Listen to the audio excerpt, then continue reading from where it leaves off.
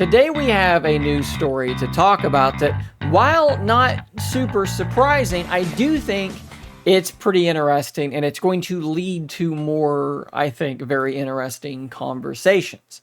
I brought you guys a report maybe a week and some change ago about how Apple was actually working on some foldable devices. The reports were they were working on something in the Z Fold, or in this case, OnePlus Open style of devices, a horizontal folding device rather than a flipping device like a Z Flip, but that they were also working on a much larger, I think it was like 20-inch or something like that, large MacBook iPad hybrid, right? So something that could open up into a very, very large screen, but then can also sit up like a MacBook, very similar to some of the folding Windows devices that we have already seen. Now, look, that is interesting enough to see Apple finally, after years and years of experimenting with hinge designs and different designs altogether. They actually apparently worked on a dual screen design for a little while years ago. So they've been working on this stuff, and it's been percolating for a really long time. And the reports are they've settled on a couple of designs and they're moving forward, and we're looking at maybe a couple of years, maybe less than, before these devices are actually going to be available, which is just wild. As they're doing this, there's one really big question. Who is going to supply the foldable display for these devices? Obviously, Apple does not manufacture their own displays, and they certainly don't manufacture folding displays. And there are only a handful of companies out there that are doing this. I think most of us assumed we knew what the answer to this question was going to be, as there has been a long-term working relationship already.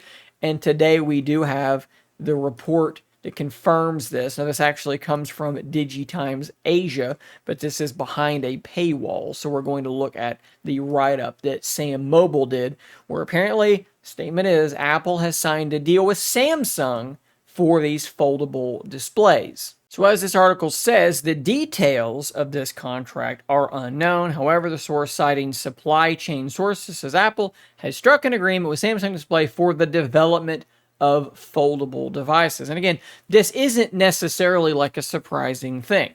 What other company is going to be able to create the displays that Apple needs? Now, of course, we're talking about scale, but we're also talking about just years and years and years of development on these displays. I think one of the biggest reasons Apple hasn't moved in this market sooner is that they've been waiting for the durability of these foldable screens to get better and better. And while they're not in a position where they are as durable as a normal non-folding glass display, they are certainly more durable than they were with the Fold 2, 3, 4, on and on. Every year, Samsung does tout improvements to the durability, and in fact, they have recently patented, I can't remember the name of the patent, I'll throw it up on the screen, but they patented a name that does indicate that maybe there has been even more progress made with the durability of these displays. Now, I mentioned that there were some little tangential stories or topics, conversations that would arise from this, and I think that the most obvious one is that now that Apple is apparently,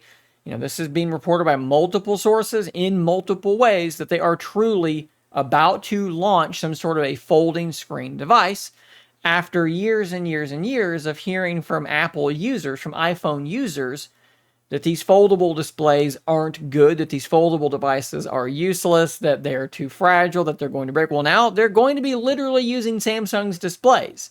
So what's going to happen? I honestly cannot wait to see what the adoption rate is for these devices. Now, this iPad MacBook hybrid is likely to be so expensive that it will make the Vision Pro blush. This thing is going to be unbelievably expensive, and I think that that's going to be somewhat intentional. They're going to go with a much larger screen first, and I do wonder if that larger screen, maybe I don't understand the physics of this, but could a larger device have an easier time with durability than a smaller screen? The way that the hinge is built, the way that the hinge can be built with such a larger and thicker device than a phone. And also, it's a larger surface area. Would that matter? Maybe there's some people that understand physics better than me that could dive in and kind of weigh in on something like this. But I think that another thing is it's so expensive that it's not going to be in the hands of lots and lots of people.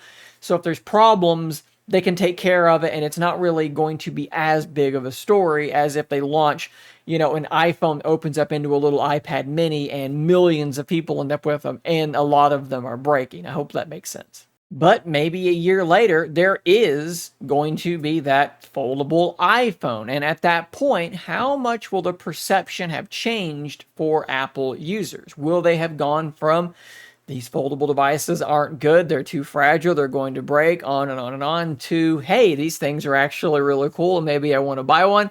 That's going to be interesting. And then, look, we talk about how tribal things are in the world in general, and with phones, it's really, really bad. There are a lot of people, not all of them, and some of you may be Apple users watching this, and you may be thinking, I don't think like this. This is not how I operate. But trust me, I exist in this space. There's a lot of this, okay? There's a lot of Apple users who, just because the logo on the back says Samsung, they're going to convince themselves and as many people as they can that the technology involved is terrible. And now it seems as though Apple's going to adopt and literally use that very same technology.